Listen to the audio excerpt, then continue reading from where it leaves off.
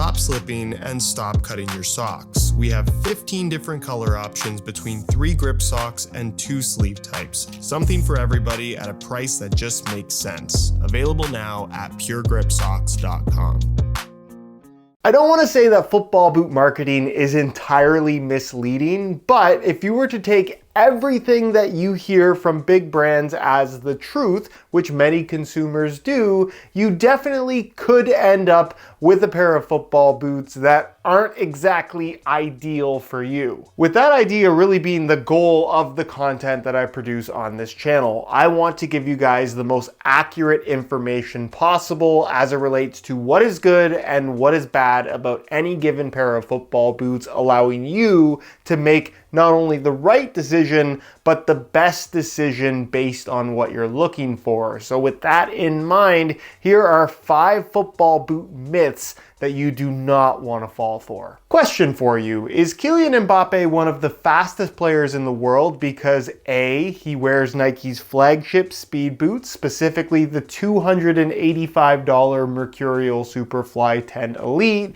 or B, because he works hard, is incredibly talented, and is genetically gifted to just be super fast? Put Mbappe in a pair of old school Copas and I guarantee you he'll still be the fastest player on the pitch. Where, of course, not to suggest that a top of the line speed boot doesn't offer certain characteristics that will make you feel faster, like the boots being lighter and the traction being slightly more aggressive and the sole plate typically being more responsive. But is there any tangible proof that wearing this versus a non-speed boot will actually slow you down? As long as traction isn't suffering, or in the case of a lot of pros, they're wearing soft ground boots anyways, where traction is pretty much the same across the board. No, there is no reason why a Superfly will make you notably faster than any other football boot. And if there was any one boot in particular that legitimately made you faster, I would think that the vast majority of players would start to wear them, because if they weren't, they'd be at a legitimate disadvantage. Enjoying the content? Don't forget to drop a like on the video. And if you appreciate hearing the truth about football boots in the most brutally honest way possible, make sure you hit that subscribe button along with the little bell notification so you don't miss out on my reviews of all the latest football boots of 2025. Oh yeah. Yeah, I like that. When you watch the best players in the world on TV, please understand that especially when it comes to the big names, what you're watching is just one giant commercial as it relates to the boots and brands that they're wearing on their feet. Or don't get me wrong, I'm not suggesting that pros are being forced to wear boots that they don't like. I believe that they like the boots that they're wearing, but this idea that everything that they choose to wear is based on their own free will is an idea that all the major brands would love you to believe, and that influence definitely has an impact on a lot of people's buying decisions, because especially when you're a kid, you want to wear the boots that your favorite player is wearing. Unfortunately, the reality is your favorite player is wearing those boots from that specific brand because they are being paid large amounts of money to do so. In no reality is Griezmann walking into a Decathlon store and picking up a pair of Kipsta boots to wear in his next match. Not that great products don't come out of endorsement deals, but when you hear me along with many other reviewers saying great things about, as an example, the Mizuno Morelia Neo, and you question why no pros are wearing them if they're so great, it's because Mizuno is not paying any pros to wear them. Which leads us perfectly into another huge football boot myth, and that is that your favorite player is not wearing the same football boots that you're buying at the store. Where of course that's not entirely true. When you're talking about lower level, or let's just say lesser known pro players that maybe don't have as much influence, yes, it's possible that teams are being seeded retail variations of whatever football boot it might be, and they're wearing the same boots as you and I. But when you're talking about Jude Bellingham wearing a pair of Predator 25 Elite FTs, his pair is not like this pair. And that's going to be the case for pretty well all of the big names. Their football boots are not only going to be made to measure exactly to their specifications and shape of their feet, which would make the world of difference from a fit and comfort perspective. Very often there are other customizations as far as upper materials go, sometimes upper features,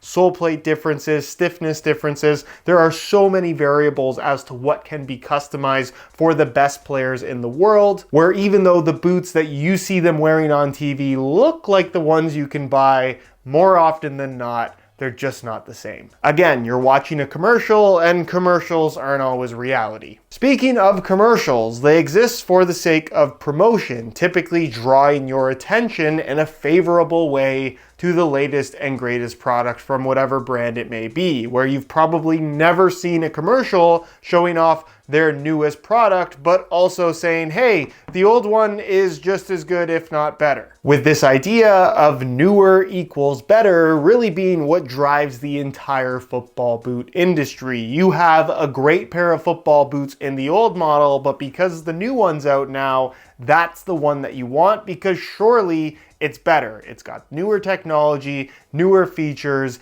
it's being worn by all the pros. It has to be the better product. But the truth is, that's not always the reality. Where notice that I said not always, because there definitely are instances where a new boot comes out and it's just better than what they had before. Not necessarily in the sense that that newer product is going to make you play better, but certainly from a fit, feel, and experience perspective, improvements can definitely be made. But as an example, I have here the Nike Tiempo Legend 9 Elite and the Nike Tiempo Legend 10 Elite, two different generations of Tiempo that are completely different from each other in just about every single way, other than maybe the stud pattern. Padded kangaroo leather versus a thinner overall synthetic, more grip versus less grip, and an overall fit and shaping that is significantly different, with the Legend 9 being a lot wider than the Legend 10. Where depending on your own personal preferences and what you're looking for in a pair of football boots, you might like one significantly more than the other, but to suggest that the newer one is better is just silly in the sense that they are completely different from each other. Where again, your favorite players are wearing the newest model because they're paid to, but also the newest model that they're wearing might not be the actual newest model that you can go out and buy. Don't get me wrong, new football boots are super cool and exciting, but they are not always better. With this last myth being one that really does bother me, where I totally get it, football boots are super expensive these days, especially when you're talking about a high-end pair. It's hard to feel sympathy for any of these big brands charging upwards of $300 for a single pair of football boots, and certainly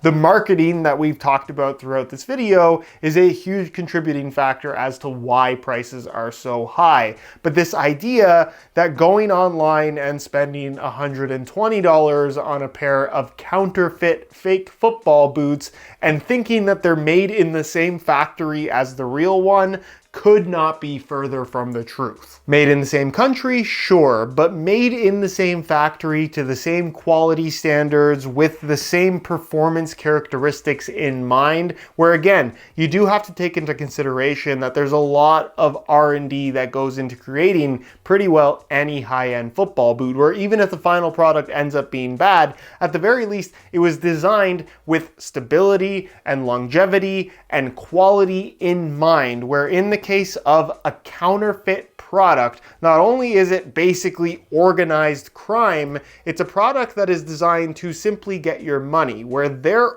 only focus is making it look as close to the real thing as possible. They fold in half like a banana, they're not designed to fit like the real thing, the materials are cheap, they're flimsy, they're not durable. You are effectively throwing your money away by buying a fake, aka counterfeit pair of football boots of any kind. If you are on a budget and can't afford the top end model, that's what the takedown models are for, because I can guarantee you that even a low-level takedown model from an actual brand, an authentic product, is going to be better than any counterfeit. Fake boots are not made in the same factory as real ones. Anybody who's telling you that is either lying or has no idea what they're talking about.